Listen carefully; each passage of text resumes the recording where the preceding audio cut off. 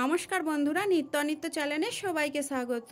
আজকে এক unique recipe নিয়ে চলে আসলাম আপনাদের কাছে। দেখুন, এতটাই দেখতে সুন্দর আর খেতে তো দুর্দান্ত অসাধারণ হয়েছে এই কাঁচা তেঁতুলের চাটনি।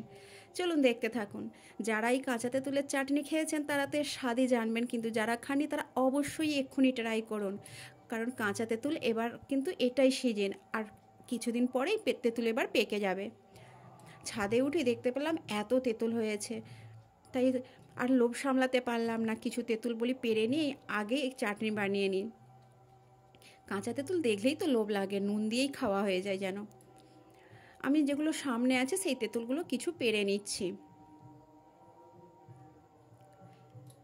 সামনে তেঁতুলগুলো একটু ছোট সাইজের, বারবার পাড়া হয়ে যাচ্ছে, তো সেই জন্য সামনে তেমন একটা তেঁতুল নেই, দু একটা আছে, আমি সেগুলোকে পেরে নিয়েছি। এগুলো সামনে ছিল, এগুলো হাতের সামনে, তাই পেরে নিয়েছি। এবার আমি লাঠির সাহায্যে কিছু দূরের তেঁতুলও পেরে নিয়েছি।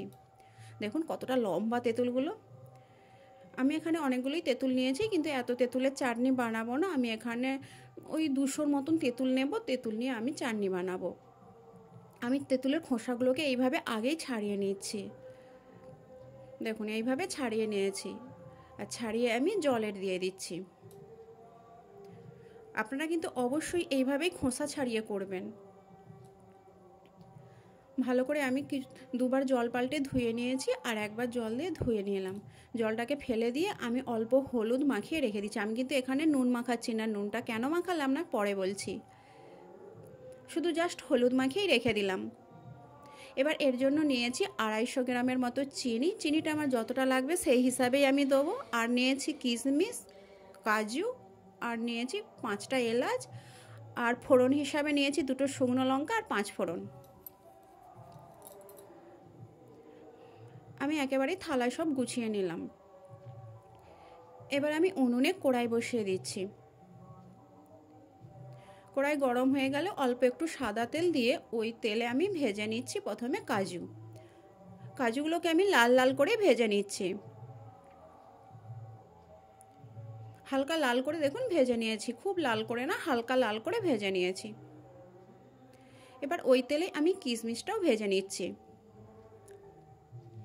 আমার কিশমিশটাও ভাজা হয়ে গেছে, আমি কিশমিশগুলোকে কড়াই থেকে তুলে নিচ্ছি।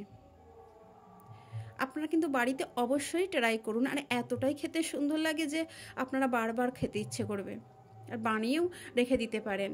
এবার আমি ফোড়ন হিসাবে দিয়ে দিলাম আগে 5টা এলাচ, শুকনো লঙ্কা আর 5 ফোড়ন। একটু গন্ধ উঠে আসলে এতেই দিয়ে দিচ্ছি 2 টেবিল চামচের মতো জল। কারণ জলটা দিচ্ছি এতে আমি ডাইরেক্ট চিনিটা ঢালবো, চিনিটা যাতে না কালো হয়ে যায় এর রসটা, সেই জন্য আমি একটু জল দিয়ে চিনিটা দিলাম। এভাবে একটু নাড়তে থাকবো চিনিটা গোলা পর্যন্ত। দেখুন চিনিটা কিন্তু এখন আমার পুরোপুরি গলেনি। চিনিটা যাতে না কালো হয় সেই জন্য আমি ওতে আর একটু জল দিয়ে দিলাম, ওই 2 টেবিল চামচের মতো। আমি এখানে বেশি জল কিন্তু ব্যবহার করছি না। দেখুন আমার প্রায় চিনি গলে এসেছে, ভালো করে আমার চিনির রসটা কিন্তু ফুটে উঠেছে। এবার ওতে আমি তেঁতুলগুলো দিয়ে দিচ্ছি।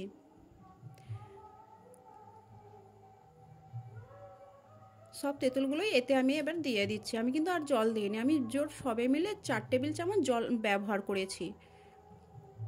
এই তেঁতুলের একটু জল বেরিয়ে যাবে, কিন্তু তাতে আমার পারফেক্ট হয়ে যাবে, আর তেঁতুল বেশি সিদ্ধ হতে টাইম লাগে না। ওতে দিয়ে দিচ্ছি কাজু, আর দিয়ে দিচ্ছি কিশমিশও। কিন্তু আমি এখনও নুন ব্যবহার করিনি। আমি নুনটা কখন ব্যবহার করছি আপনারা দেখতে থাকুন, তবে বুঝতে পারবেন।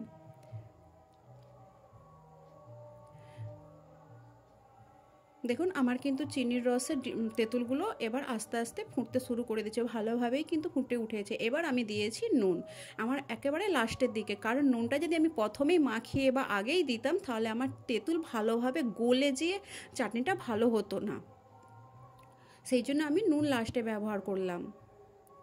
আর নুন একেবারেই মাখাবেন না তেঁতুলে, তাহলে তেঁতুল একেবারে গলে ঘেঁটে যাবে। এই রকম গোটা গোটা তেঁতুল রাখার জন্য নুনটাকে একেবারেই লাস্টে ব্যবহার করবেন। একটু আমি তেঁতুলের রস আর তেঁতুল তুলে নিলাম নুন মিষ্টির চেক করার জন্য। আমি চেক করে নিয়েছি পুরো পারফেক্ট, একটু পুরো আঁচের জালটাকে আমি কমিয়ে দিয়েছি। দেখুন একেবারে আমার হয়ে গেছে। এবার আমি নামিয়ে নিয়েছি। দেখুন দেখতে কতটা ইউনিক আর কতটা সুন্দর হয়েছে, কিন্তু খেতেও দারুণ স্বাদের। আপনারা অবশ্যই একবার ট্রাই করুন। ভিডিওটা ভালো লাগলে লাইক শেয়ার কমেন্ট করতে ভুলবেন না। ধন্যবাদ।